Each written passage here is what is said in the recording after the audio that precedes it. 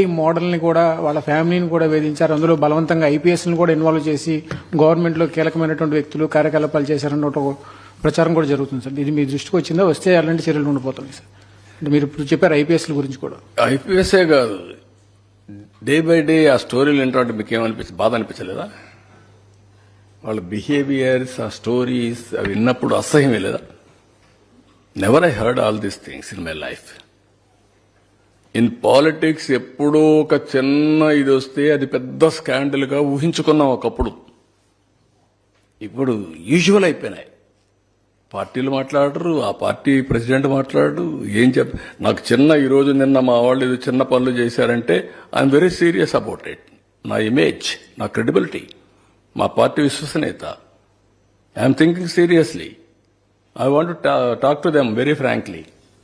I want to guide them, or otherwise I want to be very form. అలాంటివి నేను ఆలోచిస్తుంటే ఇన్ని జరుగుతా ఉంటే మాట్లాడరా మీరు? అంటే ఏంటి మీ ప్రవర్తన? ఈ రాష్ట్రం ఏంటి?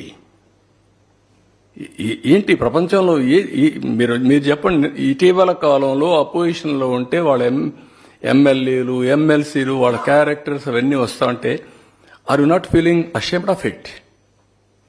మీకు అనిపించలేదా ఇక్కడే లీడర్స్ మిమ్మల్ని అడుగుతున్న మీడియాని? Is it the way running political parties? మనం మోడల్సా?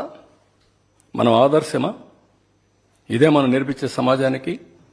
మొన్నటి వరకు వీళ్ళు చేసిన దౌర్భాగ్యం గంజాయి వెంటాడుతా ఉంది మమ్మల్ని. ఇంకా దాన్ని ఎట్ట తీసేయాలి నేను అప్పుడే ఎలక్షన్ ముందే చెప్పాను. ఇక్కడ అన్ని సమస్యలు నేను కొట్టగలుగుతాను, కానీ గంజాయిని తీసేయడం మాత్రం టైం పడుతుంది. ఎందుకంటే ఒకసారి అడిక్ట్ అయిపోయిన తర్వాత గంజాయికి అంత ఈజీ కాదు అని చెప్పాను. ఏంటి ఆ నెట్వర్క్? ఏంటి భయంకరమైన నెట్వర్కా? ఎక్కడొస్తాడు, ఎవడు తెస్తాడు, ఎవడమ్ముతాడు ఎవడికి తెలియదు. ఒక భయంకరమైనటువంటి నెట్వర్క్ క్రియేట్ చేసి రాష్ట్రాన్ని గంజాయి మత్తులో సుడిగుండంలో నెట్టేసే పరిస్థితికి వచ్చారు. దాన్ని చూస్తే బాధ, ఆవేదన. కానీ వాట్ కెన్ వి డూ? అంత ఈజీగా ఉండదు. సరే, లిక్కర్ అంటే, మద్యం అంటే నేను కొట్టగలిగాను, దాన్ని కూడా సమర్థించుకుంటారు. బుద్ధి జ్ఞానం లేకపోతే ఎక్కడా లేని పాలసీస్ మీరు తేవడం ఏంటే? ఎవడిచ్చాడా మీకు అధికారం? మీ బ్రాండ్ మీరు తయారు చేయడానికి? There is a national brands, there is international brands, there are companies over a decades, centuries they are in that profession. ఉండో తీసుకొస్తావు, ఏదో బ్రాండ్ పెడతావు, ఏదో చేస్తావు, కలుపుతావు. అంటే మొలాసెస్ కలిపేసి ఇచ్చేస్తే లిక్కర్ అయిపోతుందా? దానికి స్టాండర్డ్స్ లేవా? చాలా దారుణం. అంటే లెక్కలేనితనం అన్నమాట. మేము ఏమైనా చేస్తాం, అడిగితే ఎదురుదాడి చేస్తాం, పేపర్లో రాయిపిస్తాం, లేకుంటే మా సాక్షి న్యూస్లో చూపిస్తాం, మా బ్లూ మీడియా ఉంది వాళ్ళు కూడా వేస్తాం. ఏంటి మీకు వాల్యూస్ లేకపోతే ఎట్లాంటి ఇవన్నీ? ఓకే, రాజకీయాలు different.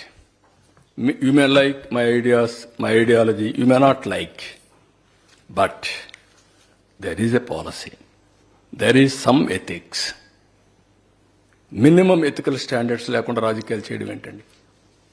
So these are all the problems I am facing. I am inherited with pain, suffering. I am telling you. ఏంటి ఇలాంటి దౌర్భాగ్యమైన రాజకీయం ఏం చేయాల్సి వస్తుంది? ఇలాంటి వాళ్ళతో నేను పోరాడాల్సి వస్తుందని చెప్పి కూడా బాధ. ఇలాంటి విషయాలు మాట్లాడాల్సి వస్తుందని నమోషి. మాట్లాడకపోతే ప్రజలు అర్థం చేసుకోలేరు. ఒకప్పుడు ఉద్యమంగా చేసేవాడిని. నీరు, మీరు, జన్మభూమి, శ్రమదానం, ప్రజల వద్దకు పాలన, లేకపోతే ఆకస్మిక తనిఖీలు, ఇవన్నీ నా ప్రోగ్రామ్స్. ఇప్పుడేంటి కామ పార్టీలు, ఏంటి వీళ్ళ గురించి మాట్లాడు? Can you imagine? అసహ్యం అనిపించలేదా?